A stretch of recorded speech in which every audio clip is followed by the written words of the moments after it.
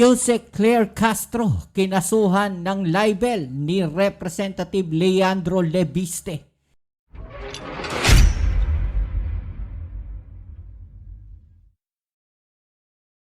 Yan po ang ating alamin ngayon at pag-uusapan, pero syempre bago ang lahat, please don't forget to subscribe, like, share at comment dyan sa comment section.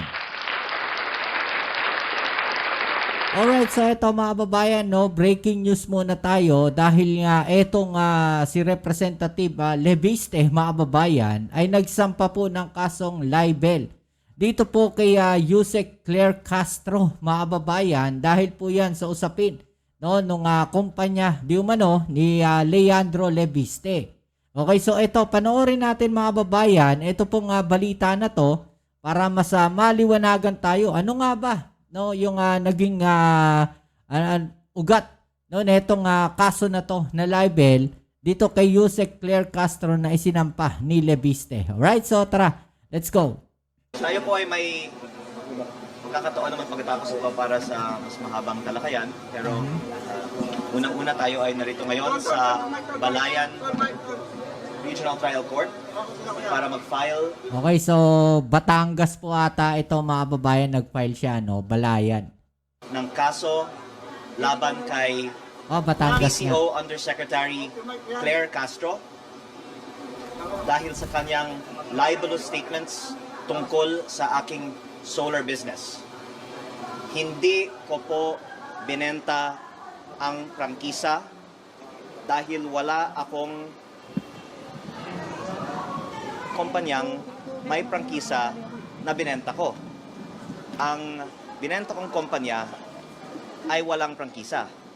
At hindi ko naman pong nais na masaktan si Yusek Claire Castro, ngunit kailangan ko lang pong depensahan ang aking pangalan dahil ilang vlog na po siya tungkol sa akin at ayon po sa advice ng aking lawyer. Maraming salamat po kay Attorney Topacio sa kanyang guidance. Grabe mga babayan, no? Si Attorney Topacio na naman ang abogado.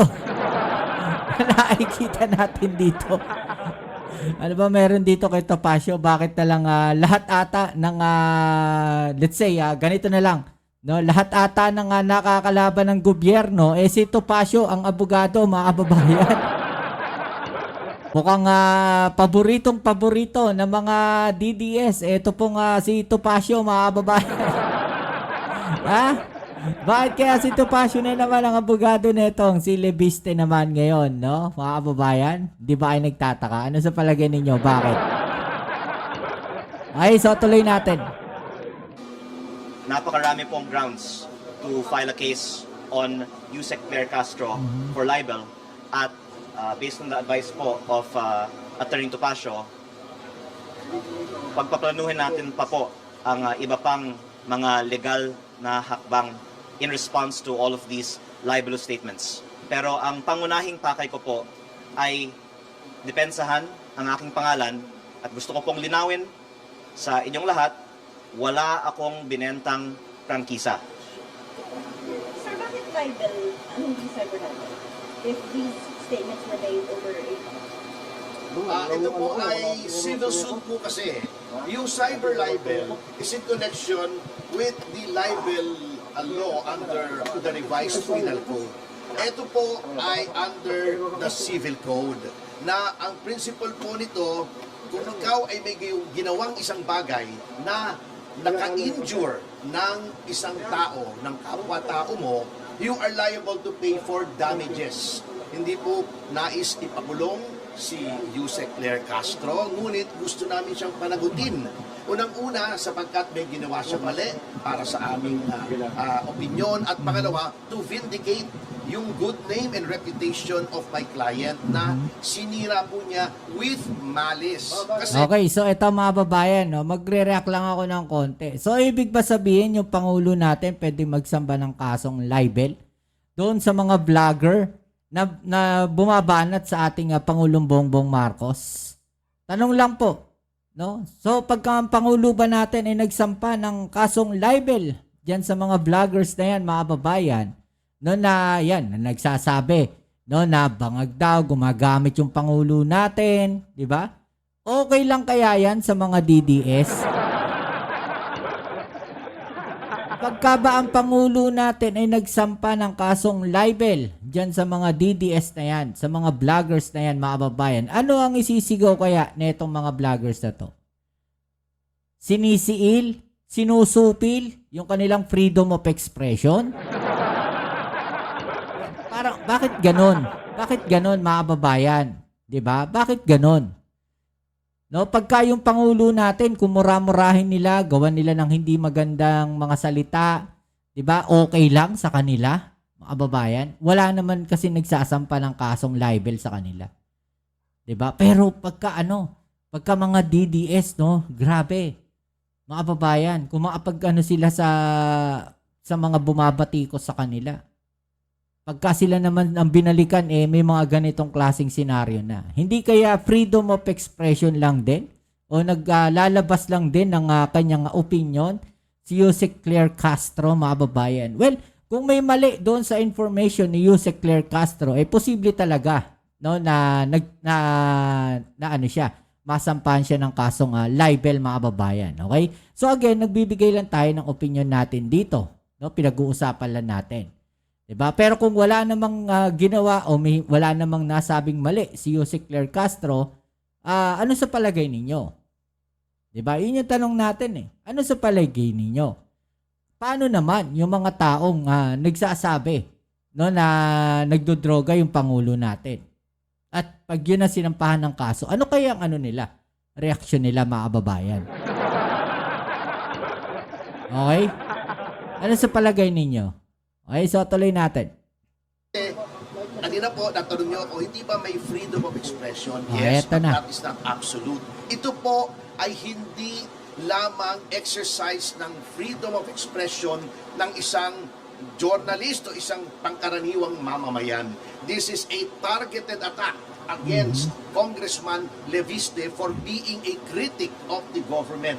Kitang-kita po natin yung Diba? Napasok na naman yung gobyerno. So parang sinasabi dito ni Topacio, mga babayan, na kaya siya inaatake ng ganyan dahil kritiko siya ng gobyerno, mga babayan. Diba? So, paano yon? Ano yung nun? Ano yung in return nun? Kapag kritiko nila, mga babayan, ay walang karapatang maglabas ng kanilang saloobin. Parang ganun ba yung sinasabi dito ni Topacio? pattern, inumpisahan po ni Ombudsman Boying Remulla na alam Naging political na, mga kababayan. May pattern na nga yung sinasabi. Diba? Parang naging political na. May sinasabi ng pattern ngayon, etong si Topacio. So, umaatake na. po naman natin na utang niya ang kanyang pagiging ombudsman sa pamimilipit at pagbabraso ng Malacanang. Nilabas yung maling issue na binenta daw yung prangkisa at sinundan niya ito bilang spokesman ng presidente. This is a directed and targeted attack to destroy the reputation of a legitimate government critic na nakakasakit na ang kanyang mga expose laban So, sa Pangulo in the exercise of his duties as an elected public official at membro ng lehislatura na ang role po, ang primary role ng lehislatura in making laws is to safeguard public funds. Ginagampanan lamang po ni Congressman Leviste ang kanyang role to safeguard public funds sa pangungurakot. Dahil po dyan siya ay siniraan. Hindi na po exercise siya ng freedom of expression. That is a malicious attack. Yes. okay. So, iba na yung explanation, parang iba na yung explanation dito ni Topacio, mga kababayan. No, ang sinasabi dito ni Topacio, no, na kaya siya inaatake, itong si Leviste, ginagawan di umano ng ganyang issue, no, ay dahil kritiko siya ng gobyerno. Inaatake niya yung Pangulo. Inaatake niya yung mga korupsyon.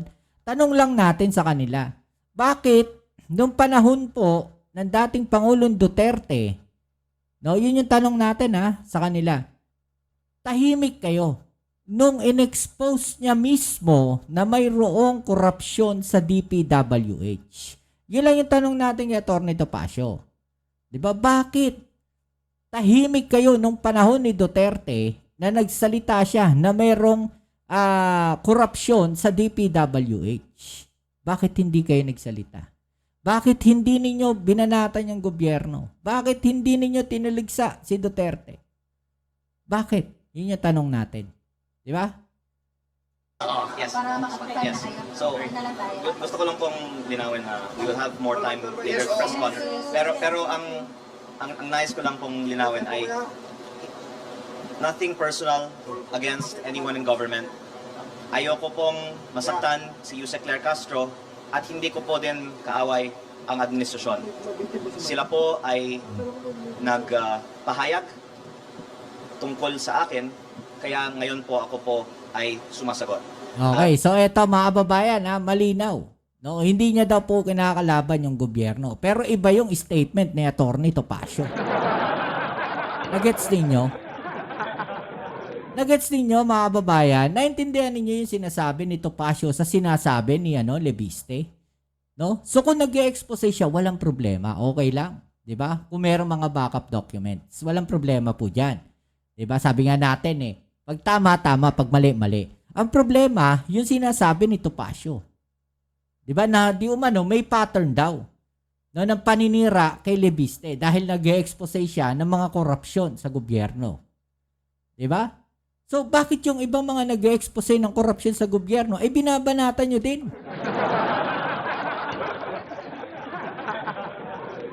Diba?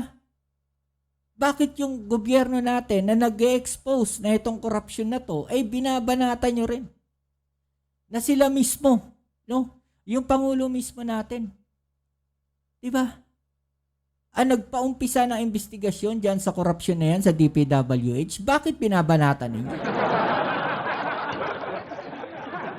Yun yung tanong natin dito, mga kababayan. Bakit iba yung banat ni Topacio? Yung mensahe, parang iba yung mensahe ni Topacio dito doon sa sinasabi ni Leviste. May pattern ba? Ano sa palagay ninyo? Kaya po hindi namin ngayong araw sinasampahan kay Yusek Claire Castro ang isang criminal case dahil sa tingin ko mananalo tayo pero maaawa naman po ako kay Yusek Claire Castro kung siya po ay kaagad makulong. Sa tingin ko po ang ating unang hakbang ay isang civil case at ito po ay for 110 million pesos in damages na sa tingin natin po we will win po this case. Maraming salamat po. Okay. So, yan mga kababayan, no? So, pinagbabayad ng 110 million no cost of damages si Yusek Claire Castro. Pero balikan natin tong balita na to mga kababayan, ha? Ito po ay tungkol dyan sa kanyang renewable energy company mga kababayan. At sinagot po no netong si Leviste ang ating DOE Sharon Garin mga kababayan. Right? So ito, panoorin natin. Ito po ay January 15 mga kababayan kahapon po. Let's go. Nakapagtayo ng pinakamalaking kapasidad ng renewable energy sa bansa at nakapagdala umano ng pinakamalaking foreign investment sa Pilipinas noong 2025. Yan ang pahayag ni Batangas 1st District Representative Leandro Legarda Leviste sa kanyang social media account kaugnay ng kanyang itinatag na kumpanya. Wala rin anya siyang nakuhang kahit piso sa gobyerno at ang pera niya ay nagmula sa kanyang pribadong negosyo. Ito ay matapos patawan ng 24 na bilyong pisong halaga ng multa ang Solar Philippines o kumpanyang itinatag ni Congressman Leviste. Ayon kay Energy Secretary Sharon Garin, isa ang kumpanya sa mga pumalyang i-produce ang committed nitong kuryente sa pinagkasundoang timeline dahilan para kanselahin ang ilang service contracts nito. Pahayag pa ni Congressman Leviste, mula pa noong Setyembre, sinasabihan na umano siyang gagawa ng mga kaso kung ilalabas ang Cabal files at pinayuhang manahimik na lang para sa sariling kapakanan. Dagdag pa nito, iginagalang nito mga kawani ng gobyerno at tutugon sa kanilang mga pahayag sa tamang forum. Itinanggi ng Energy Department na politika ang nasa likod ng pagkansela ng ilang kontrata ng Solar Philippines ni Representative Leviste. Para naman kay House Public Accounts Committee Chairperson at miyembro ng House Legislative Franchises Panel na si Bicol Cerro Party List Representative Terry Redon, hindi pinupunteriya si Congressman Leviste dahil sa pag-iingay nito sa issue ng budget at infrastructure corruption scandal sa Department of Public Works and Highways. Hindi ko wala naman kung pumipigil pa rin at this point kay Congressman Leviste to say his truth. No? Sabihin, if tingin niya talaga meron pong mga kailangan ayusin sa gobyerno, dapat po talagang suportahan niyo. Kung kailangan makapaglatag ng malalimang reforma, patay doon sa mga binabanggit po niyang mga dokumento, katulad ng Cabral Files, wala po tayong problema doon.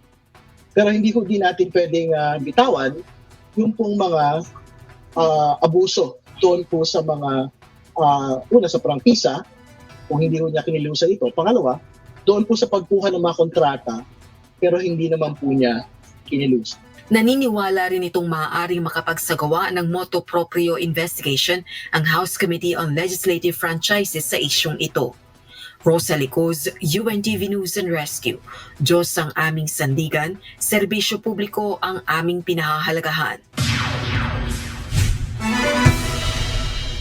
Itinanggi ni dating House Speaker Leyte 1st District Representative Martin Romualdez. Okay, so ito mga kababayan, no, ano masasabi po ninyo dyan? No? I-comment sa ibaba ang inyong mga opinion at atin yung pag-usapan, alright? So, mag-aabang tayo mga kababayan ng mga latest updates po dyan, ano?